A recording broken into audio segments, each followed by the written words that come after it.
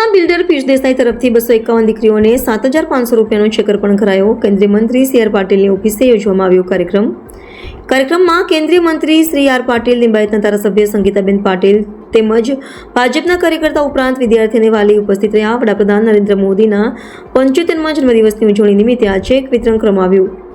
જરૂરિયાતમંદ માતા પિતાની દીકરી અભ્યાસથી વંચિત ન રહે તે માટે દીકરીઓને અભ્યાસ માટે આ સહાય આપવામાં આવી. ભાજપના પ્રદેશ અધ્યક્ષ અને કેન્દ્રીય મંત્રી સી આર પાટીલ દ્વારા બિલ્ડર પિયુષ દેસાઈના નિર્ણયને વધાવવામાં આવ્યો.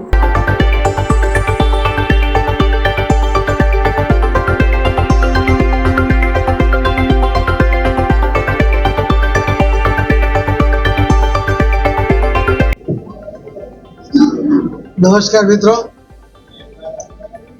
માનનીય પ્રધાનમંત્રી શ્રી નરેન્દ્ર મોદી સાહેબના જન્મદિવસને નિમિત્ત બનાવીને આખા દેશમાં અલગ અલગ સંસ્થા, અલગ અલગ વ્યક્તિ, ભારતીય જનતા પાર્ટી સહિત અલગ અલગ સંસ્થાઓએ અનેક પ્રકારની સેવાકીય પ્રવૃત્તિ એનું પખવાડિયામાં ઉજવણી કરીને કામ કર્યું છે. સુરત શહેરની અંદર પણ બ્લડ કેમ્પથી માંડીને ઘણા બધા કાર્યક્રમો થયા, પણ કેટલાક કાર્યક્રમો વિશિષ્ટ પ્રકારે થયા.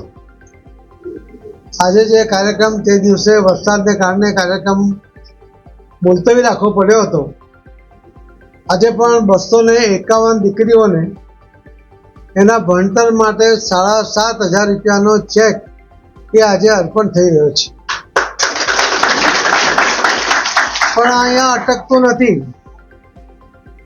આ જેમના તરફથી આ ચેક અર્પણ કરવાનો નિર્ણય કરવામાં આવ્યો જેવા શ્રી નીલકંઠ કન્સલ્ટન્સીના શ્રી પિયુષભાઈ દેસાઈ અને એમના મિત્રો, એમના ભાગીદારો, એમણે તો ખૂબ મોટો આંકડો નક્કી કર્યો છે કે ખૂબ મોટી સંખ્યામાં જે દીકરીઓના મા બાપ નથી અથવા પિતા નથી એવા એ દીકરીઓને 7,500 રૂપિયાનો ચેક એમને આપવો.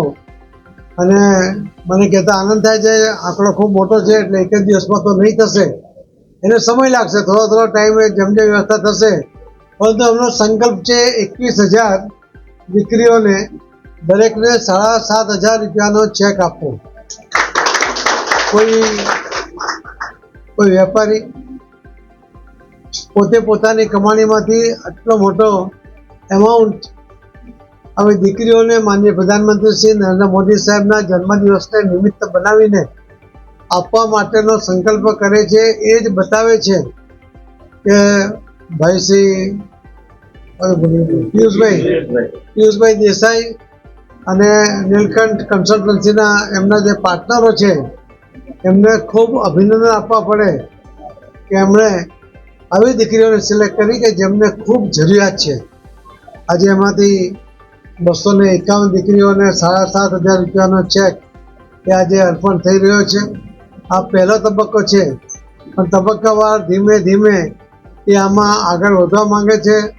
હું એમને આપ સૌના વતી અને સુરત શહેર વતી પણ એમને અભિનંદન આપું છું અને એમને ધન્યવાદ બી આપું છું કે એમણે આ એક ખૂબ મોટું કામ પોતાના મરજીથી, કોઈના પણ સલાહ વગર માનનીય પ્રધાનમંત્રી મોદી સાહેબ દેશ માટે જે કરે છે તો અમારે પણ દેશ માટે કંઈક કરવું જોઈએ એવી ભાવના સાથે એમણે આજે કામ ઉપાડ્યું છે. એટલા માટે ફરીથી પિયુષભાઈને અને ટીમને ખૂબ ખૂબ અભિનંદન આપું છું. જે દીકરીઓને આજે આ ચેક મળવાનો છે એમને પણ અભિનંદન આપું છું. અને તમારે જેવી અનેક